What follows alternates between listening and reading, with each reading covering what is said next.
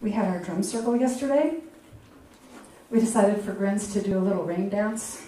If it rains tomorrow, like, we're not sorry.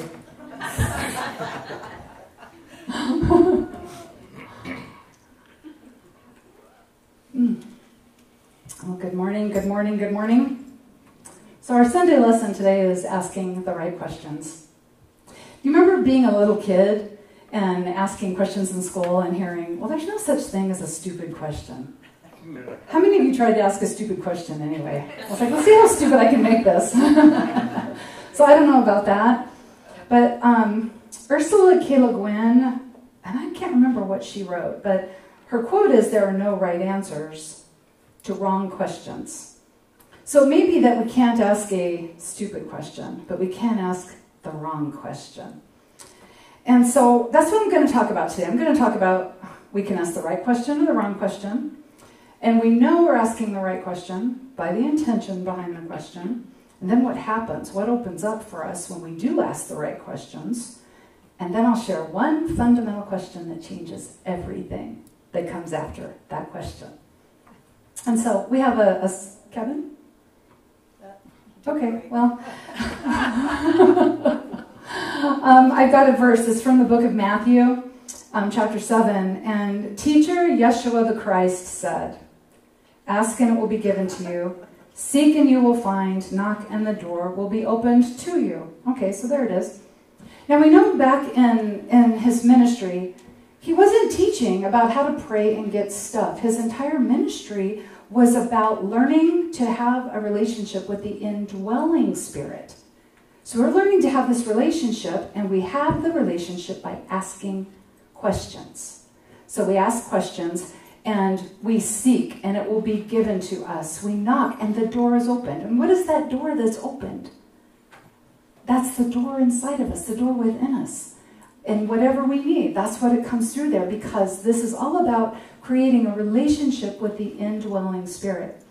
Now, teacher Yeshua was known for asking lots of questions. He asked way more questions than he answered. In fact, sometimes people would ask him a question, and he would respond with a question.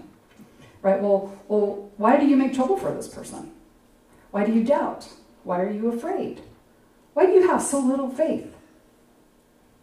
How many loaves do you have? Right? Lots of questions. He asked lots of questions. He also said anything, and so here's our next quote, anything you ask in prayer, in faith, believing, you will receive it. So you have to ask it in faith. Now, so this is how we know our two kinds of questions. We're either asking a question in faith, or we're asking a question that's not in faith. Thank you. Now, when we ask a question in faith, we are focused on the truth of God in all things, because that's how we develop the relationship with the indwelling spirit, right? As we're going in here first. But if we ask a question that's based in fear, we're actually focused outside of ourselves when we ask that question. We ask a question about conditions or events, and then the questions usually that come after we're not in faith, and instead we're focusing on things that are going on in the world or in our neighborhood or like what's going wrong in our life, and we're thinking about all that, the questions come out like this. Why me? Why does this have to happen? Why is the world in such chaos? Why are world leaders focused on power and money? Why is God punishing us? Why is God punishing me? Why is God punishing that guy over there? Right? We ask those kinds of questions. Those kinds of questions can only lead to blaming something. Right? They lead to making something out here wrong so we can feel better about ourselves, which actually we won't. When we start asking those questions, we're going to feel worse, because those questions don't empower us to take an action. When we're blaming something outside of ourselves, we don't know the next thing to do except blame them some more and then complain about it. That's like all that we'll get. We keep asking those why questions, and what we're doing is we're giving this beautiful, remarkable computer brain of ours a task. Why me? Well, the brain will find, you blame this right here, sweetie. Why did this happen to me? Oh, sweetie, because of over here.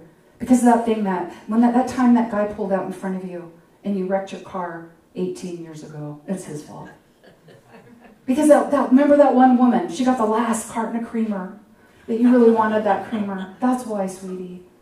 Okay, that's the kind of answers we get when we ask those questions. We don't feel empowered and we don't move forward. And we don't trust ourselves or what it is that's working through us. Just causes more suffering.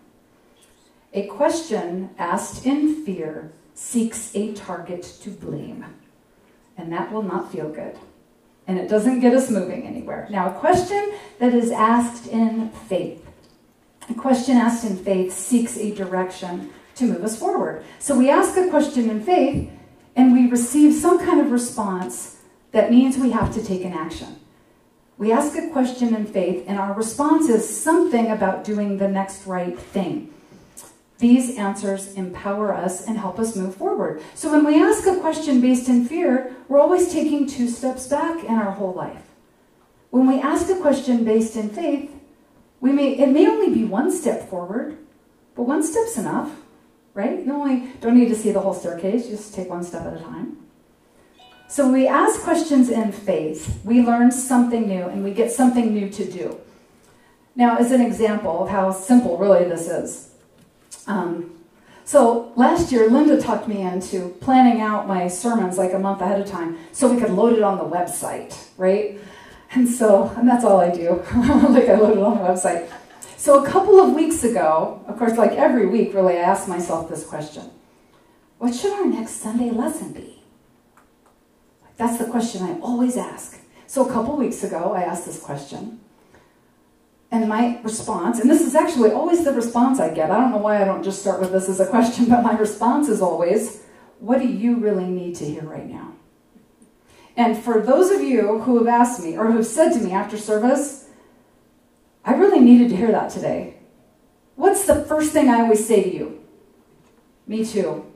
It was just what I needed to hear. So I'm like, okay, what do I really need to hear right now? What would really help me to have more understanding around? So I asked that question, and then, like, seriously, within 24 hours, I get 2 phone calls, 2 different people who don't even know each other, and they both ask me about the same thing, though, basically. And their question is, why is all this bad stuff happening on our planet right now?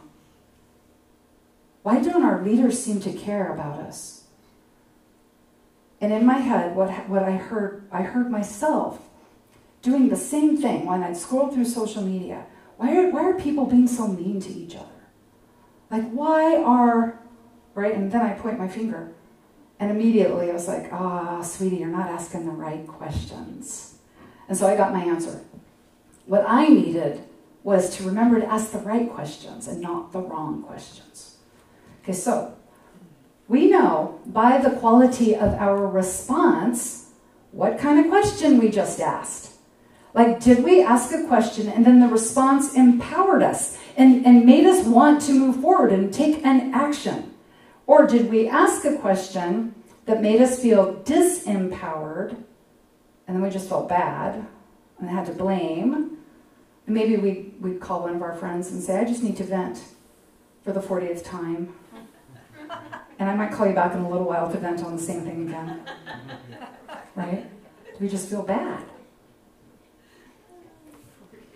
We learn a lot by our questions. Now, you know what's kind of funny is some of our questions, they can seem like a good question on the outside. And like this is a question that we hear a lot in spiritual circles, right? What would awaken humanity right now? Like what could happen right now to awaken all of humanity? And I thought, well, I wonder if social media has the answers to this. And I was right, it did. And it took me like less than a minute, and I got 3 answers. What would it take to awaken humanity? People need to be nicer to each other. People need to have more compassion for each other and just give each other a little mercy. And people need to stop being stupid. This is what I saw. Okay, this is what I saw. But that's not a very empowering question, is it? Because it's still blaming. We still have a target. We have a target for why humanity's not awakened. And of course, the other problem with this question is by saying, well, the problem is people need to be nicer. You know what? I know a lot of really, really nice people. They don't need to be nicer. I know a lot of really, really compassionate people. They don't need to be more compassionate. They're already amazingly compassionate. Right? We're trying to ask a question for all of humanity, and we can't answer a question for all of humanity unless it's like, well, does everybody need to breathe air? Well, yeah, all of humanity needs to breathe air. We can answer that question. Okay, so that's not, we took a question that could be okay, and it was not empowering. If we were to turn this question into a question that empowers us, we could ask, okay, what would it take for humanity to awaken? Well, that's too big a question. I don't know what everybody should do. Who's the one person, and I know what they should do. Who's that one person? Come on, somebody tell me. Who's the one person that I know? Me. Right. I know what Linda should do. Right. All I can do is for myself. All I can change is within myself. So I asked that question, what would it take for humanity to awaken? I don't know. I can be honest about that. I have no idea. But what could I do about it? Well, what could I do to awaken? Well, then that will lead to the next question. Well, I could embody the great I am consciousness, the Christ consciousness. I was like, well, I know that already, right? I mean, that's what unity teaches. Embody the Christ consciousness, be your centered self. So I'm like, okay, so my next question would be, well, I don't always do that. Like sometimes I'm driving and maybe I get impatient with somebody. So what would it take for me to embody the Christ consciousness, to have the consciousness of love and compassion and kindness and mercy while I'm driving? My answer, remember, God is all things. And that means me, and that means everybody on the road. And there's my answer, right? We go through a series of questions, and all of those empower me. All of those, I'm like, right, I knew that, but I wasn't practicing it. But now I'll practice it. So maybe my next question is, how can I remember this more often? Right? How can I, how can I turn that into a mantra and just say it all the time? God is all things. I pretty much do that now.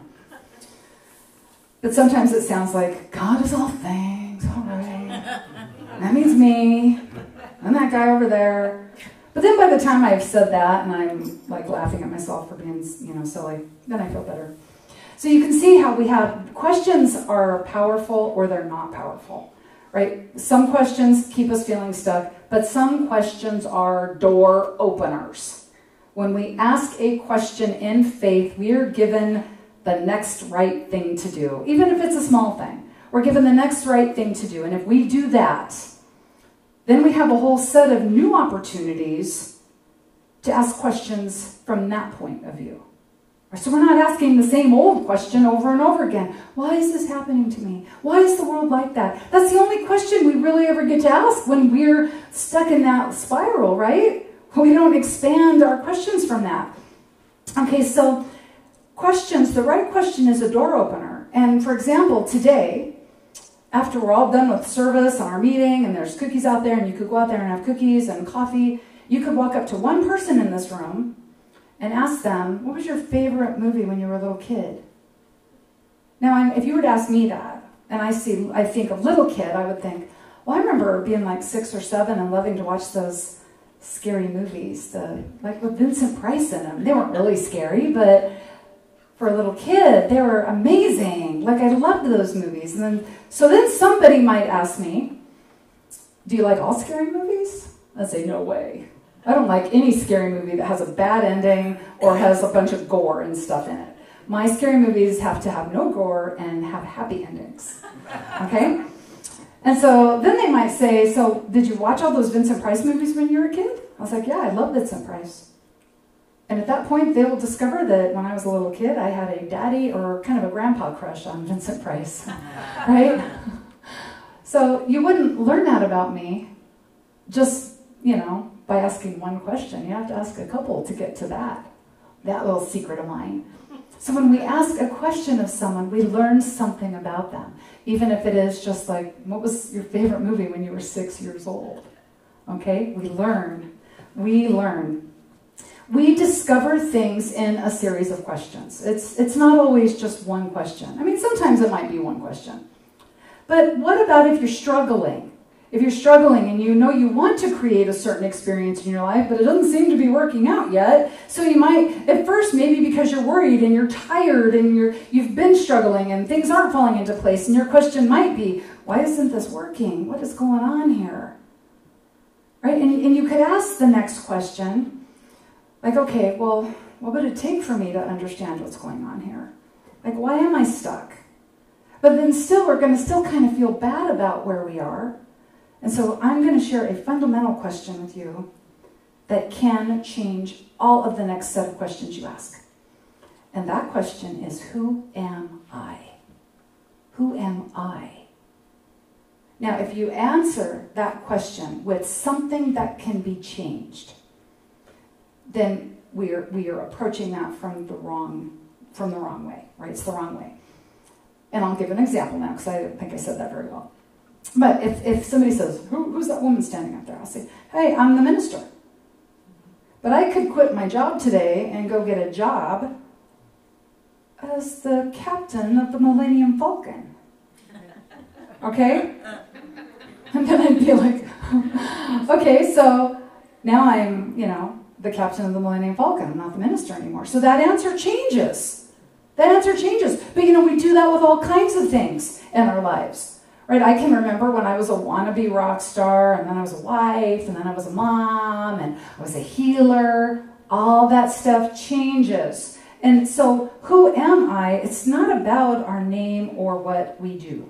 It's about something that never changes. Okay, so I have another verse for us here. It's from the book of Psalms. I praise you because I am awesomely and wonderfully made. Your works are wonderful, and my soul knows this well. Who am I? It's not about what we do. It's not about our name. Who am I is about our identity in the cosmos that is unchangeable. Who am I? I am an infinite being. I'm walking around in a body right now. It's what I'm doing. But who am I? I am an infinite being. Who am I? I am source energy. I am the way of God. I'm the way of God. I'm the way of good in this world. Who am I? Well, I'm created to be a creator. I'm a creator, created in the image and likeness of my creator. That's who we really are. That's the answer to that question that never changes. And next verse, Kevin, from 2 Timothy. For God has not given us the spirit of fear, but of power and of love and of good discipline.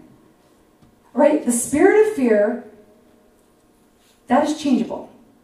That's not part of our divine programming. What is unchangeable about us as a soul is that we always have the power of love and of power. We have power, love, and good discipline. Power, love, and good discipline is what allows us, is what strengthens us while we're in these bodies and while we're being inundated by stuff outside of us that freaks us out or causes us to worry or doubt who we really are.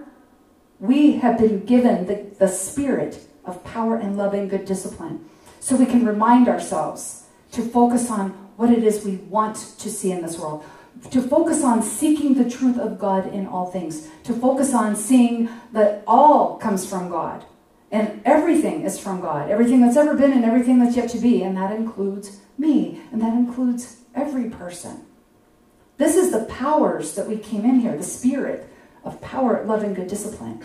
The power of fear, we picked that up after we got on the planet. And we all picked it up at different ages. Right? Yet, in those moments when we're walking in faith and we're doing the next best thing, we're not usually focused on fear. And see, and I say fear, and I don't mean like startled, scared, like, if we opened the door and a big old Bengal tiger came in here, I'd be scared. Like, I'd be, whoa.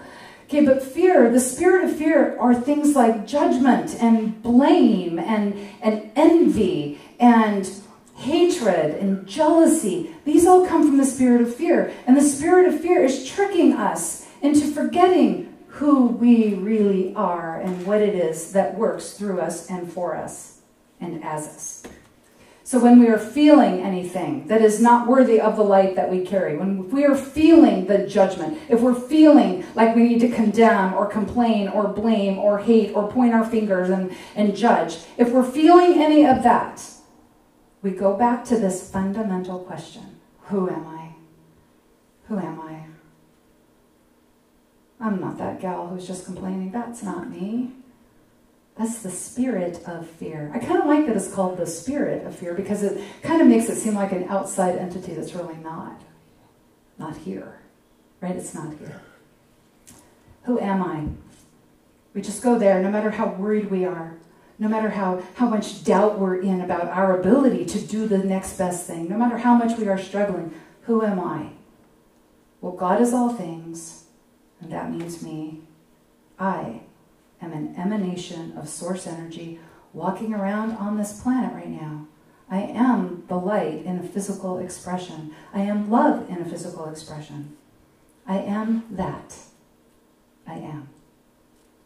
So here is our call to action this week. I have an affirmation for you. I love this affirmation. I ask in faith and open the way. Let's say that together. I ask in faith and open the way. Go ahead and go to the next verse now. I really like this one. This is from 1 John. And this is the boldness we have in God, that if we ask anything according to his will, he hears us. And whatever we ask, it's already ours. What is the will of God? The will of God is that we have not just life, but we have it abundantly.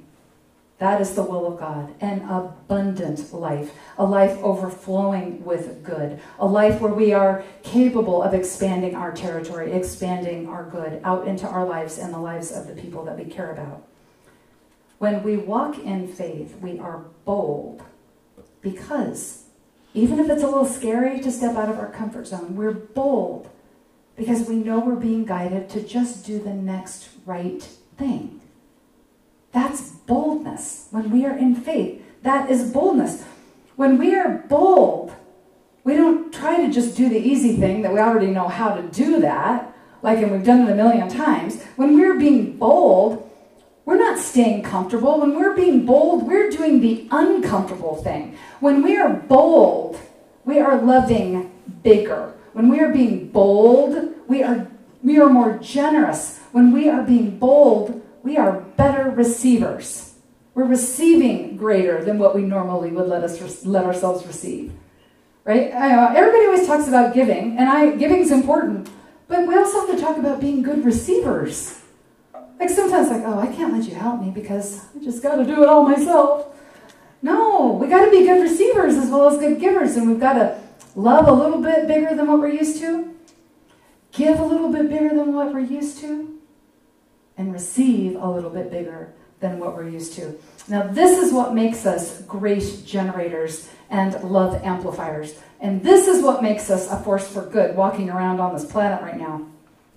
If you're not a little uncomfortable and doing all this stuff, if you're totally comfortable and everything's okay, it's fine, and you're probably sitting on your couch watching TV, but you're not being a force for good in this world. Unless you're just a little bit uncomfortable, right? You're walking in that bold faith. What we do matters.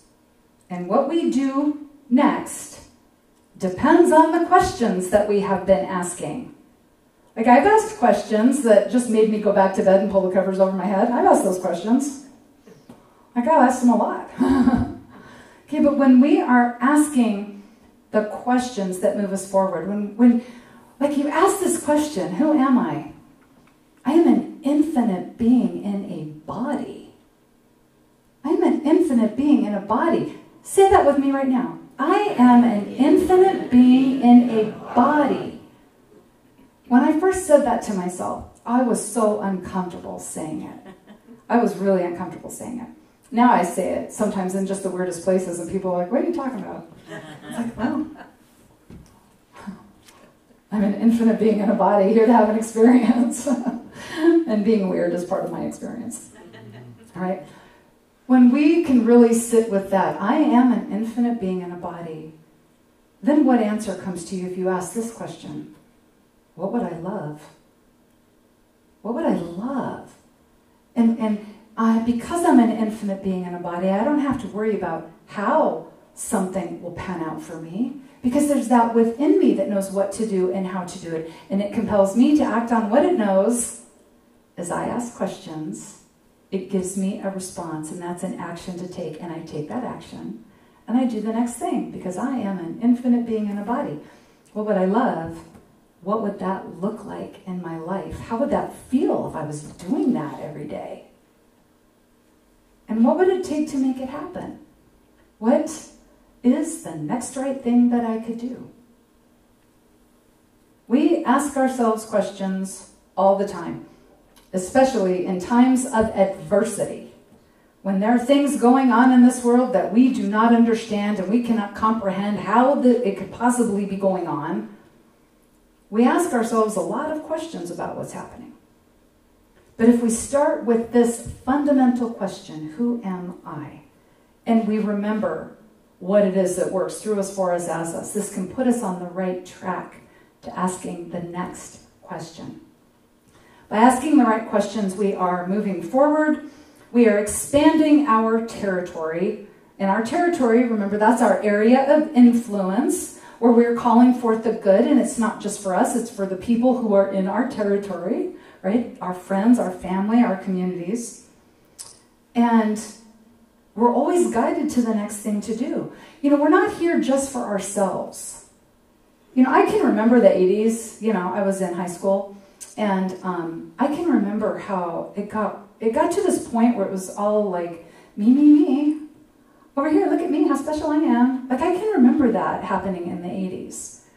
And there's still a lot of that. But see, we're not here just to feel good about our own spiritual path. Like, the spiritual truth, all are one. This is an inconvenient truth, because all are one includes the people that we don't like, the people who we've banned from our life, the guy we didn't vote for. All are one includes all kinds of people that we may not want to ever be around. But we are here to be a rising tide together. And as we're embodying this Christ consciousness, it changes how we are walking around in this world. And instead of sending hate mail, to some inner mail, right? Hate inner mail, like our internet mail. We're sending grace out there into the world. And this is how we do this together, standing shoulder to shoulder with each person, being the rising tide. So we're playing together, and we're praying together, and we are creating together. Because all of us, one by one, we are here to care for our own garden. We're here to manage our own little universe and create heaven on earth from within that. But we're also here to be together. And when there are 2 people working in one garden, it's a lot more fun. When there are 4 people working in that garden, it's like when we're working together, it is a lot more fun. So when we are creating heaven on earth together, we're doing it. We're doing it in a bigger way. Yes. Okay. That's how we create heaven on earth. So until next time, remember, you are a divine being designed to do all of this stuff. You are the hands and the heart of God walking around in this world, and everything you do. You are blessed, and so it is. Amen. So it is. Okay, we have a little pre-meditation song for you.